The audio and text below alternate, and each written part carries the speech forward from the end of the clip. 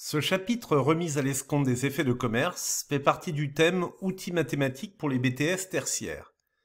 À la fin du chapitre, tout étudiant doit être en mesure de définir les notions de dette et de créance, d'expliquer le mécanisme de l'effet de commerce et son intérêt, d'effectuer les calculs liés à la remise à l'escompte. À titre de rappel, quelques définitions. Une dette est une somme d'argent qu'une personne, le débiteur, doit à une autre, créancier. Une créance est un droit en vertu duquel une personne, le créancier, peut exiger une somme d'argent de quelqu'un. Un effet de commerce est un titre négociable qui constate une créance de somme d'argent et sert à son paiement au profit du porteur. Les deux principaux effets de commerce sont la lettre de change et le billet à ordre. Il y a trois intervenants dans un effet de commerce. Tout d'abord le client, c'est-à-dire le débiteur appelé tiré, le fournisseur, c'est-à-dire le créancier appelé tireur, et enfin le bénéficiaire, porteur du titre, qui en règle générale est le fournisseur ou bien un tiers. La lettre de change est établie par le fournisseur. Elle donne l'ordre au client appelé le tiré de payer à une échéance donnée une somme d'argent au bénéficiaire. Étudions la forme et l'intérêt de la lettre de change. Les trois intervenants sont client SA, fourni SA et fourni SA en qualité de bénéficiaire. La lettre de change prend la forme suivante. En milieu de page, toutes les informations sur le tiré, coordonnées bancaires, adresse et domiciliation bancaire. En haut à gauche, la raison sociale du tireur. En haut et au centre, le bénéficiaire qui n'est autre que le fournisseur dans le cas présent. L'intérêt principal de l'effet de commerce, c'est de pouvoir le céder soit à un fournisseur comme moyen de paiement, ou bien à la banque, c'est ce qu'on appelle la remise à l'escompte, pour récupérer de la trésorerie avant l'échéance.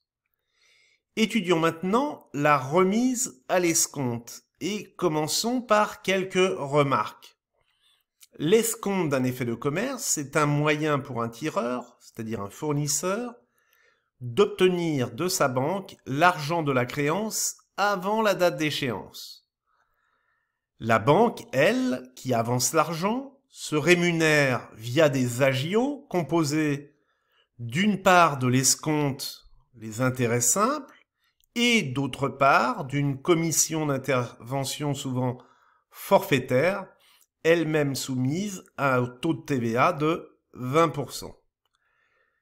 Autre remarque, les agios se déduisent du montant de l'effet, de sa valeur nominale, du montant de la créance, et le tireur obtient la valeur nette de l'effet.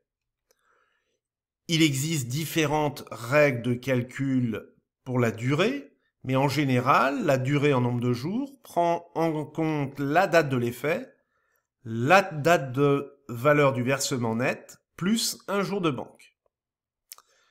Passons sur un cas pratique. L'unité commerciale fourni SA détient une créance sur client SA sous forme d'une lettre de change relevée dont le nominal est de 5 400 € à échéance du 31 mai N. Pour des besoins de trésorerie, elle décide de remettre à l'escompte cet effet de commerce le 14 avril N. Le taux d'escompte est de 9% et la commission hors taxe de remise à l'escompte de 15 €. On considérera que la durée de l'escompte en jours fait l'objet d'un comptage classique. Alors commençons par compter les jours. Au mois d'avril, on a 30 moins 14, ce qui donne 16 jours. Le 14 est exclu.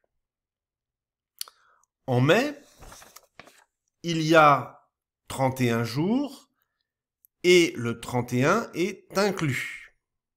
Ce qui fait au total une durée de 47 jours. Donc il s'écoule en réalité 47 jours entre le moment où la banque verse les fonds et le moment où la créance viendra à échéance. Passons maintenant au calcul des agios et commençons par l'escompte. L'escompte est calculé avec la formule classique des intérêts simples, c'est-à-dire le nominal 5400 fois le taux d'intérêt annuel 9% fois le nombre de jours 47 sur l'année 360. On obtient donc 63,45 €. Calculons maintenant la commission.